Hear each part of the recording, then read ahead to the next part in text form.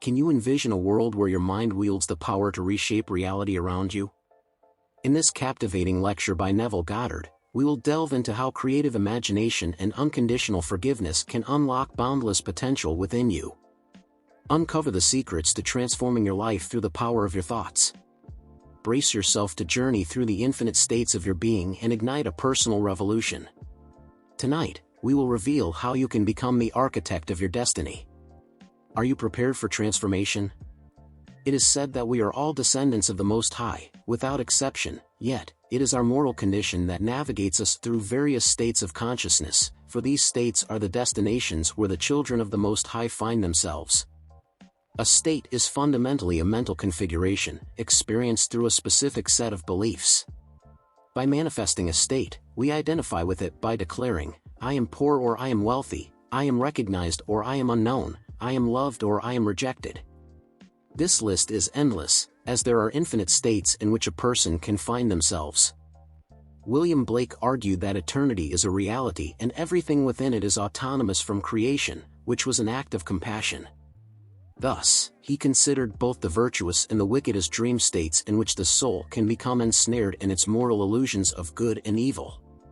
When we find ourselves in a state or observe someone in a state, we should neither judge nor praise. All states are valid and none is superior to another, each represents a mental configuration, an experience marked by a specific set of beliefs that a person chooses. If we are all descendants of the Most High, does that not make us brothers within a supreme unity? Do we not all form part of the supreme body that is God the Father? Therefore, the states through which we pass do not have the power to harm or limit our immortal being. Our creative power was not voluntarily diminished, it was by the will of our Father that our creative power descended and experienced these states. In Romans chapter 8, Paul states, the creation was subjected to futility, not willingly, but because of him who subjected it, in hope. There is unity in God, but God the Father is made up of gods, the sons. In this way, the creative power of God dispersed and passes through states that culminate in resurrection towards unity. As children of the Most High, we have the ability to change states in an instant, however, we may not permanently establish ourselves in it, as a state is composed of a set of beliefs. If we spend the day immersed in certain beliefs, it is likely we will enter into nocturnal slumber maintaining them. Being aware that we can transition to another state, we recognize the fluid nature of consciousness. There are countless states, and the inhabitant of one state is neither superior nor inferior to another, for we are all brothers in supreme unity and all are one in the body of God the Father. Yet, the state, or mental attitude to which we most frequently return, becomes our home. If we reside in a state of sadness, it is in that state where we express ourselves. However, by inhabiting that state, we are no less than those with ambitions to enter the White House or become the Pope. The person longing for an ambitious state is neither superior nor inferior to one who does not recognize their current state and submits to it. How does one leave a state? Through belief. We must embrace the teaching given to us, whatever you desire, believe that you have received it, and it will be so. The teachings of Christ must be taken literally, for they will materialize literally if we believe that we will receive what we desire, manifesting in our world. If we manage to convince ourselves that things are as we wish them to be, to the point of feeling they are real, they will materialize before us. We must feel that our desires have already been fulfilled, that they are already a reality, for the truth of any concept is verified by the feeling of certainty that the thought is true. If we feel that we are not yet the person we aspire to be, we will know that we truly are by the feeling of certainty that overwhelms us, for if we are truly convinced, we will act accordingly. If we do not act, it is because we are not fully convinced, and God within us is our own wonderful human imagination, always active. Though we are physically limited, our imagination is not, and it is God, the Father of our existence. When I speak of states, I refer to mental configurations. The New Testament urges us, the time is fulfilled, and the kingdom of heaven is at hand, repent and believe in the gospel.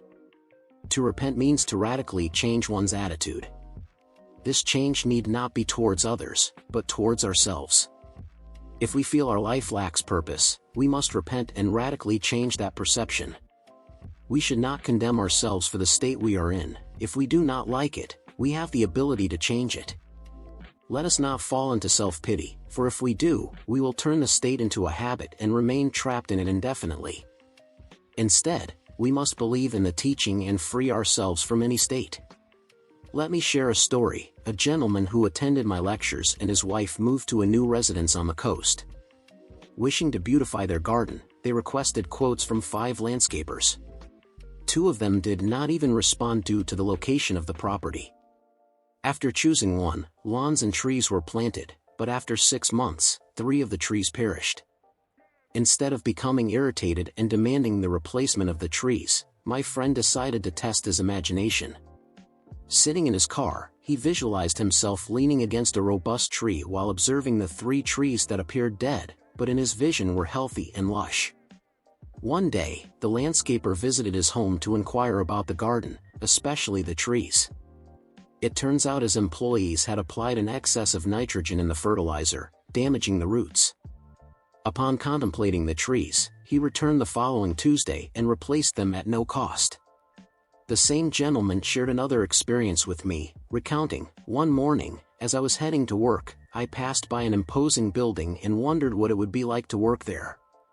Without any knowledge about the company, I entertained the idea that they would offer me an exceptional salary and even visualized my name on the door of an office. That very day, while at my job, I received a call from a recruitment agency hired to fill executive positions at the company in the building I had contemplated and in which I had imagined myself working. The agency contacted me to see if I would be interested in working for their client. I was greatly surprised to realize how quickly the law could operate. Now I grasp the possibility. We are not doomed to remain in a state due to past errors. We possess the faculty to shift states at any moment of the day, though the state in which we most frequently find ourselves is where we truly live. It is from this particular state that we experience and shape our reality until we decide to change our mental focus. As Blake noted, even if the oak is felled and the lamb is sacrificed, their eternal essence persists and regenerates through the power of contemplation. Our true essence, submerged in the frailty of the flesh, has led us to our current state. By focusing on a different state, that same essence that breathed life into us is capable of revitalizing and manifesting the desired state, repeating this process until it achieves its ultimate goal. That goal is to follow a specific pattern back to the unity of being. We were originally created. It was not our choice to fall into these states, but we were propelled into vanity, not by our own will, but by that of the being who sent us. However, upon returning, we will realize that we are the same being who set us on this path. Now we are the children destined to return as God the Father. Let me speak to you about a term I use night after night, David, who symbolizes the lover, the beloved, and more precisely, the Father's brother. We are all brothers, but after my resurrection and return to unity, David, the Father's brother, will recognize me as his father. There will come a time when David will also recognize you as father, because he is the Father's brother. We are all brothers of the supreme unity, predestined to rise again in that unity that fragmented upon falling into division. Therefore, the more specific meaning of David is that of uncle. If David is the Father's brother and we are all brothers in this fall into division, upon rising in unity, David will reveal us all as the Father. The unity fragmented with a purpose, the creative power of God descended to experience states to expand beyond what it was before the fall. When I refer to states, I speak of states of consciousness, mental attitudes that form a set of beliefs. My sister and my brothers, despite having grown up in the same home and under the same influences, do not share the same conception of Christ as I do. They consider themselves Christians, but their interpretation of Christ differs from mine. From their perspective, they believe in a man who existed 2 millennia ago, while I maintain that Christ is the creative power and wisdom of God that descends into states, rises again, and returns as the being that sent it. The day will come when you will understand all these concepts as literal truths. In 1 John, chapter 3, verse 2, we find, "Now we are children of God, and what we will be has not yet been made known. But we know that when he appears, we shall be like him, for we shall see him as he is." Preachers of the world may interpret this by saying we will be like him in character, in our way of facing life, we will be gentle and considerate, and we will share his qualities, but I assure you we will be like the being who contemplates from the depths of our being. This I know from personal experience. In 1936, I witnessed the rock that the scriptures declare to be the God who gave me life. Sitting in silence, a rock materialized before me, split apart, and quickly reconfigured into a man in the lotus position, meditating intensely. Upon closer observation, I realized it was myself who was meditating. It was then that I understood that upon awakening, I would not disappear, but would know that I am him. This being called Neville who stands before you is a manifestation of him. He brought me into existence, and though I could be beheaded thousands of times, he would restore my eternal form through the power of contemplative thought. Nothing ceases to exist, for everything resides in eternity and can be manifested by that contemplative being who resembles you, but elevated to infinite majesty. You have never seen such a beautiful face, never witnessed such majestic power, such strength of character. As you look at yourselves and realize there is no other while he shines like the sun, you return to the being upon which he meditates in this world of mortality. Living this experience, no person proclaiming to be Christ will stop you, because upon seeing him, you will be like him. Have you ever met someone in this world who is exactly like you? Your children may resemble you, but comparing their photographs, you will know they are different. No one shares the same fingerprints or the same scent as another, but upon finding the rock that created you and the God that begot you, you will recognize him because you will be identical to him. Seeing that being in the depths of your being, you are seeing the one who descended into these states, meditating himself. You are his manifestation, his reflection, playing the roles he dreams, and when he awakens from his descent and begins to ascend, you will be him. There are no two identical seeds of contemplative thought. At the core of our being, we are all brothers and, having been subjected, upon returning to unity, we become God the Father. Now you understand the meaning of David, the Father's brother. God the Father is my brother, who will one day rise and, by bringing me back to the unity of being, will recognize me as his Father. That is David. That is the work. That is the mystery of existence. To conclude, everything is a state. You can be anyone you wish to be, once you understand the mystery of states. A state is nothing more than a mental attitude, a set of beliefs, a stage of experience.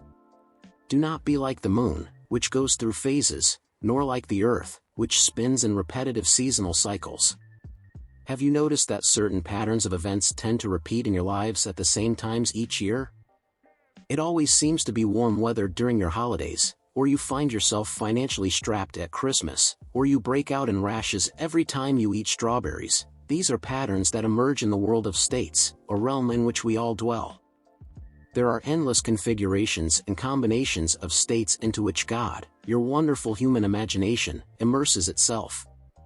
Fortunately, there comes a time when infinite internal mercy transcends and awakens, allowing you, the being who has traversed these trials, to awaken enriched by the experiences gained in these states. Upon returning, you bring back gifts forged by your experiences in these states, among them forgiveness, the ability to enter and experience the opposite. When you see someone in a state of despair, you have the ability to visualize them as they wish to be seen, convincing yourself of the reality of this vision. As you convince yourself, they transform into that version, thus achieving redemption through forgiveness. Every act of kindness is a relinquishment of the divine image, for in each act, you offer yourself to give life to that which you prefer not to see anymore. You relinquish it and embrace what you wish to witness. In this sense, all kindness towards others is a sacrifice of the divine image. By imagining others according to my preference and convincing myself of their transformation, to the extent of my self-awareness, I possess the power to establish that new reality and also to revert it. I have dedicated my existence to elevating what I observe to what I desire to see, thus resurrecting another being, which is me, in a new state. How many times must I do this? 70 times 7, or as long as it takes until I am convinced of its truth. By giving my life for another, I recognize that he is my brother, for we share the same Father. As brothers, we immerse ourselves in states and resurrect ourselves towards the unity of the Father. Thus, the greatest challenge, the most crucial skill to master, is the art of forgiveness. Forgiveness, in this context, does not simply imply a verbal agreement that leaves the memory of the offense intact. To truly forgive, I must completely forget the incident. No matter what happened, if you truly forgive me, you will be unable to remember my actions or words, wishing only to see what you aspire to see. If you convince yourself that you are now who you wish to be, you have erased from your memory what you were before. That constitutes forgiveness. True forgiveness is absolute forgetfulness. Blake teaches us, the art of living lies in forgetting and forgiving. If you do not forgive completely, you cannot forget, for forgiving means transforming your perception of the other, and by altering your perception, you change them. By changing them, you forget their previous state. But if you do not achieve complete forgiveness, the memory will persist. Therefore, the art of forgiveness consists of ceasing to perceive the event as if it were real. By forgiving me, you are unable to remember what happened. If you remember it, you have not managed to forgive. When I mention I refer to the being that resides in you, that moves, believes, and, through its imagination, experiences what it set out to live. It subjected itself to vanity, not by its own choice, but by the will of the one who imposed it, in hope. The challenge of forgiveness is to overcome.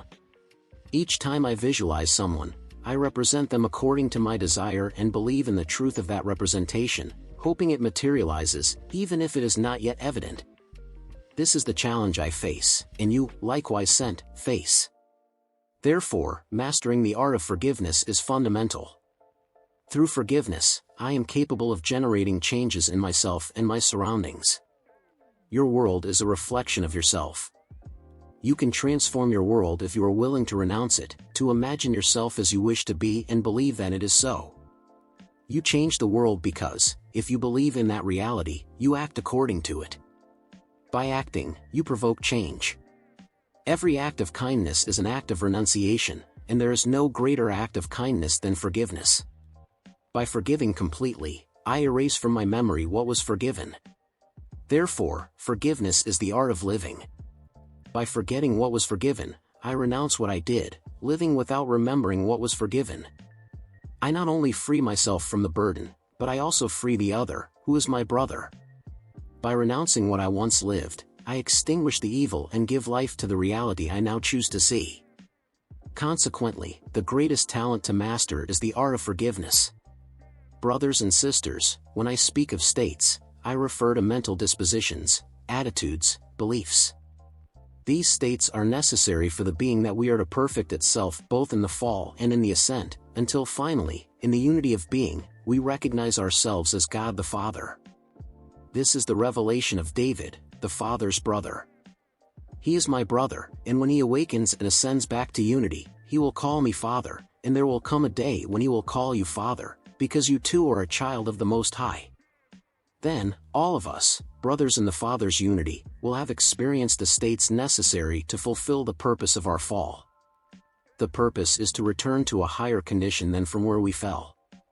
Upon returning, we will discover that we are the beings who subjected ourselves and chose vanity, in hope.